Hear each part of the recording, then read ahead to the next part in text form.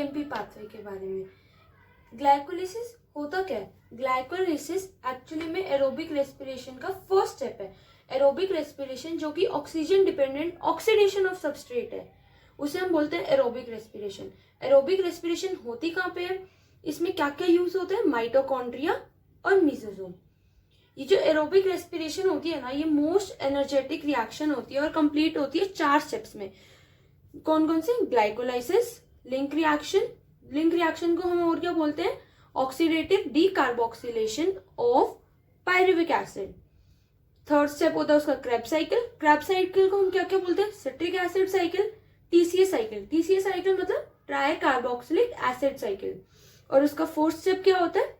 Terminal oxidation या फिर ETS. ETS क्या हुआ? इलेक्ट्रॉन ट्रांसपोर्ट सिस्टम या फिर ऑक्सीडेटिव फॉस्फोराइलेशन।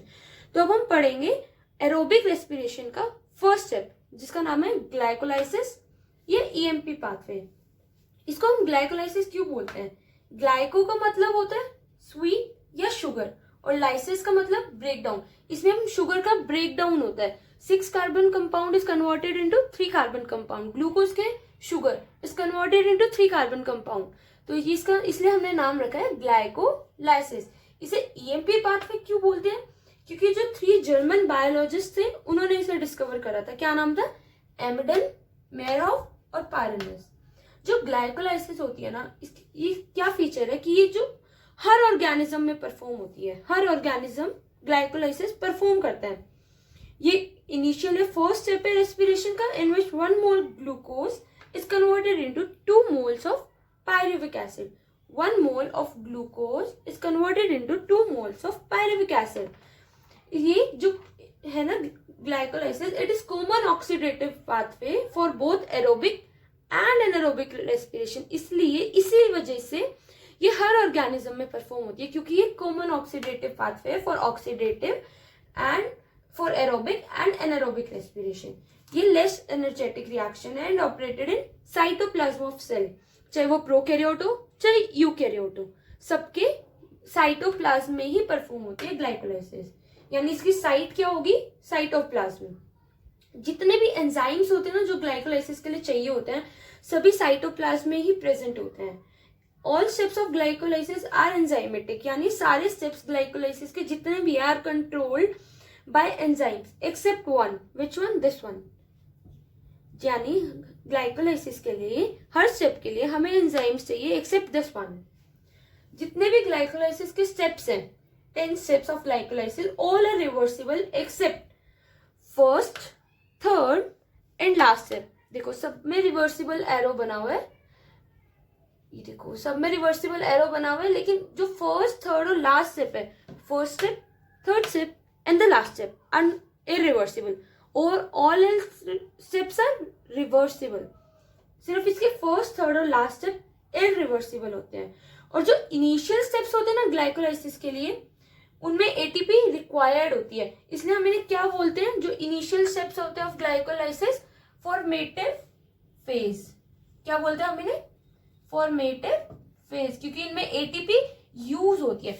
और जो बाद के लेटर स्टेप्स होते हैं ऑफ ग्लाइकोलाइसिस के लिए, इनमें क्या होता है? एटीपी रिलीज होती है। देखो, तो हम इन स्टेप्स को क्या बोलते हैं? पे ऑफ फेज, क्योंकि ये हमें एटीपी रिटर्न कर रहे हैं, तो इन्हें हम बोलते हैं पे ऑफ फेज। इनिशियल स्टेप्स हो गए फॉर्मेटिव फेज, क्यों? क्योंकि एटीपी यूज हो रही है, ATP is converted into ADP. और लेटर स्टेप्स को हम क्या बोलते हैं ग्लाइकोलाइसिस के लिए? पे ऑफ स्टेप्स, क्यों? क्योंकि एटीपी फॉर्म हो रही है, इसमें एडीपी टू एटीपी बन रही है। अब हम पढ़ते हैं पूरा ग्लाइकोलाइसिस के इस पाथवे को। इसमें क्या होता है? एक तो हमें ये देखना है कि जहां जहां पे जिस एंजाइम में काइनेस यूज वर्ड आ रहा है ना, वहां पे मतलब मैग्नीशियम का चक्कर है और एटीपी का, मतलब वहां पे मैग्नीशियम और एटीपी या तो फॉर्म हो रही है या यूज हो रही है, और मैग्नीशियम भी होगा उसमें उस स्टेप में। तो अब हम देखते हैं जो फर्स्ट स्टेप है ग्लाइकोलाइसिस का, उसमें glucose is converted into glucose 6 phosphate. 1 glucose का molecule is converted into 1 glucose 6 phosphate by the help of hexokinase, और इसमें एक एटीपी यूज होती है। नेक्स्ट स्टेप में glucose 6 phosphate it is converted into fructose 6 phosphate. अब ये क्या है? आइसोमर्स है, इसलिए हम इसमें क्या एंजाइम का क्या नाम हो गया? फोस्फो ग्लूको आइसोम्यूटेज, आइसोमर से ना, फोस्फो ग्लूको आइसोम्यूटेज, फोस्फो ग्लूको आइसोम्यूटेज, हाँ ऐसे एंजाइम्स के नेम हम लर्न करते हैं। अब जो फ्रक्टोज 6 फॉस्फेट है, ये भी 6 कार्बन कंपाउंड है, is converted into fructose 1,6 diphosphate. इसमें एक एटीपी यूज हुआ, इसका इनऑर्गेनिक फॉस्फेट इसमें ऐड हो गया एट फर्स्ट पोजीशन, तो इसलिए इसका नाम क्या हो गया, फ्रक्टोज 6 फॉस्फेट से फ्रक्टोज 1,6 डाइफॉस्फेट। अब इसमें 2 फॉस्फेट होगी, यानी इस एटीपी का जो फॉस्फेट हमने यूज करा वो हमने इस कंपाउंड के फर्स्ट पोजीशन पे ऐड करा था, और यहाँ पे ग्लूकोज के 6th पोजीशन पे हमने ऐड करा था। तो यह इस तरह से 2 एटीपी हमारे यूज हो गए। अब जो फ्रक्टोज 1,6 डाइफॉस्फेट है, इस एल्डोलेस की हेल्प से इस converted into 3 PgAl and 1 DHAP। अब ये दोनों 3 कार्बन कंपाउंड है, इसलिए 6, ये था 6 कार्बन कंपाउंड, इसलिए ये एक एक मॉलिक्यूल में कन्वर्ट हो गया इनटू 3 PgAl एंड 1 DHAP। अब इसकी फुल फॉर्म क्या होती है, PgAl होता है फोस्फोग्लिसरल एल्डिहाइड, और DHAP क्या होता है, डाइहाइड्रोक्सी एसीटोन फॉस्फेट।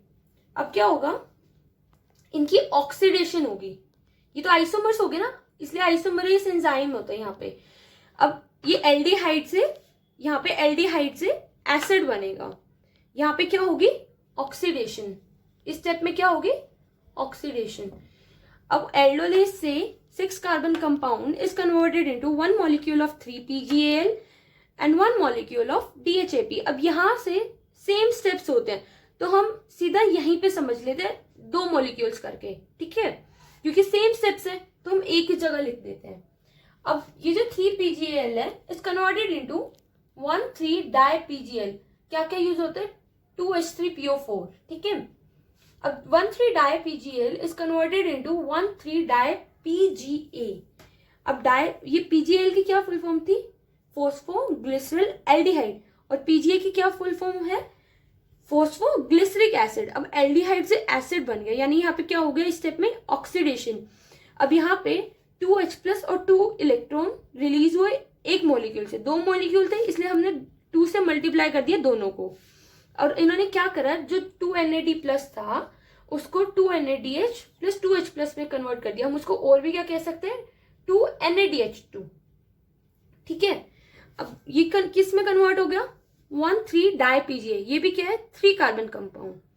अब क्या एक्ट करेगा, फोस्फोग्लिसरिक काइनेस, काइनेस है मतलब मैग्नीशियम यूज हो रहा है और ATP का चक्कर है।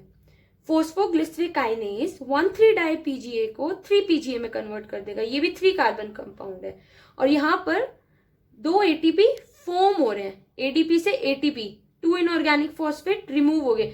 देखो जो फर्स्ट पोजीशन पे जो फॉस्फेट का कंपाउंड था वो रिमूव होगा, 2 है, 2 से मल्टीप्लाई कर दिया इसलिए 2 ATP फॉर्म हो रहे हैं, तो ये बन गया 3 PGA। अब 3 PGA से बनेगा 2 PGA, और कौन सा ये यूज होगा, एंजाइम फोस्फोग्लिसरिक म्यूटेज, फोस्फोग्लिसरिक म्यूटेज 2 PGA से 3 PGA को 2 PGA में कन्वर्ट कर देगा, और ये भी क्या है, 3 कार्बन कंपाउंड। और अब इमोलेस 2 PGA को पेप में कन्वर्ट कर देगा। पेप क्या होता है, ये भी 3 कार्बन कंपाउंड होता है, और इसकी फुल फॉर्म क्या होती है, फोस्फोइनोल पायरुवेट। अब ये जो पेप है, PEP, ये क्या होगा, पायरुविक एसिड में कन्वर्ट हो जाएगा। पायरुविक एसिड क्या है, ये भी 3 कार्बन कंपाउंड है। 2 molecules of PEP are converted into 2 molecules of pyruvic acid with the help of pyruvate kinase। अब ये जो PEP है, मैंने आपको क्या बताया था, PEP क्या होता है, फोस्फोइनोल पायरुवेट। अब इस 2 molecules of PEP are converted into 2 molecules of pyruvic acid, ये भी क्या है, 3 कार्बन कंपाउंड। किसकी हेल्प से कन्वर्ट होता है, पायरुवेट काइनेस। अब काइनेस है यानी ATP का चक्कर है, और मैग्नीशियम यूज हो रहा है, लेकिन यहाँ पे पोटेशियम भी यूज होगा। इसमें 2 ATP are formed, 2 ATP are converted into 2 ATP with the help of pyruvate kinase, and 2 PEP is converted into 2 pyruvic acid।